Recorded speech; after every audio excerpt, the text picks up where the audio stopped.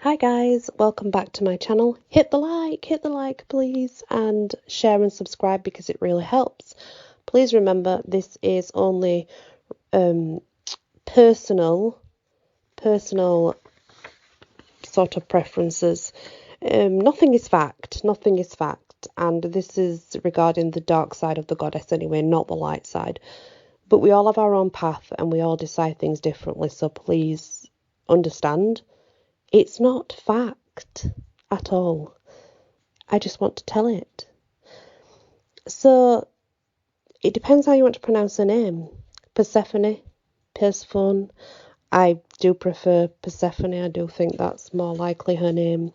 She is the ruler of the underworld, but also springtime. She is very much associated with matters of fertility, death, abundance, and in her younger years, she was known as Kore, a youthful goddess of spring. Kore emerged from the underworld as Persephone or Persephone, depends how you pronounce it. She now walks in the two worlds, the two realms. She integrated all aspects of her life in the upper world and the underworld, from innocence to wisdom and death to rebirth.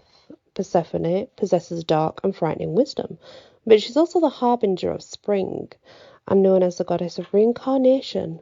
Her seasonal ascent and descent symbolizes the cycle of reincarnation. So, according to Greek mythology, Persephone or Persephone was the daughter of the goddess Demeter and the god Zeus. Persephone caught the eye of Zeus, Zeus's brother Hades. We all know who Hades is, the god of the underworld, and he lived among the shadows of the dead. Hades persuaded Persephone to be with him, so he devised a plan to kidnap her and make her his queen. Zeus did know about this plan.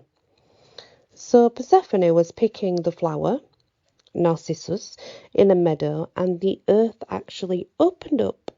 Of course, this was by Hades in the underworld, and that took her straight to his kingdom. Demeter was completely distraught in the search for her daughter, and she searched throughout the world. Hector informed her to seek the help of Helios. Helios felt very sorry for Demeter and revealed she had been taken by Hades, obviously a daughter. Demeter wanted revenge. She was very angry at Zeus for hiding the truth from her. Demeter, in order to punish the gods, withheld her blessings on the earth as the goddess of harvest and agriculture, and also as fertility. This led to the earth drying up. Crops withered and died. Animals also died due to lack of food and water. Any plants would lose their fruits, and famine spread through the earth. People were miserable. Zeus realized he had to do something to calm his wife or whole humanity would be destroyed. Zeus sent a messenger, Hermes, to the underworld to get Persephone, or whatever you want to call her, back.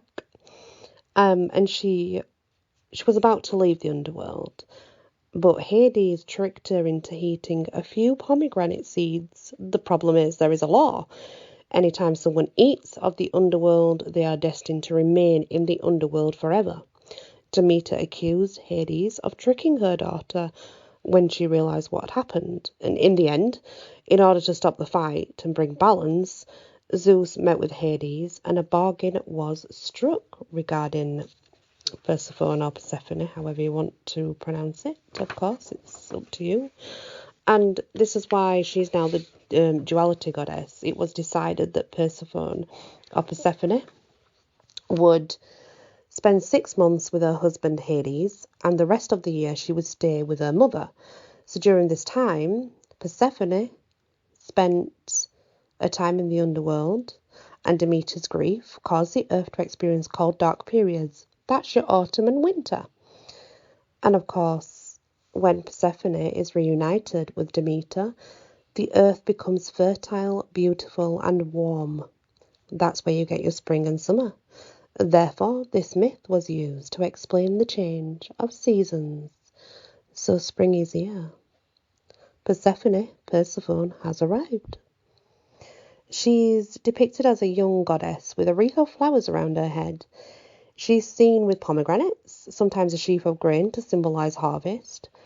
She's also known to be seen as the queen of the underworld, sitting beside her husband. Her colours are green, black, purple, and magenta, indigo, yellow. Her scents are narcissus, hyacinth, almond, vanilla. Herbs, parsley, ivy, poppy. Animals, a bat and an owl. Stones and crystals, obsidian, jet, moonstone, rose quartz, agate, and opalite. She represents duality, so she's both the goddess of spring and the queen of the underworld. She will give you courage to take charge of your life. Share your true emotions with her. Do not hesitate to ask for help. She will aid in transformation, help you move forward, and mature with grace. Explore the hidden aspects of your subconscious mind.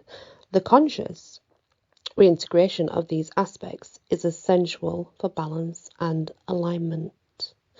And that's the story of the bringer of spring, known as Persephone, who's also the queen of the underworld as well, because she halves it out. Thank you for listening, and many blessings.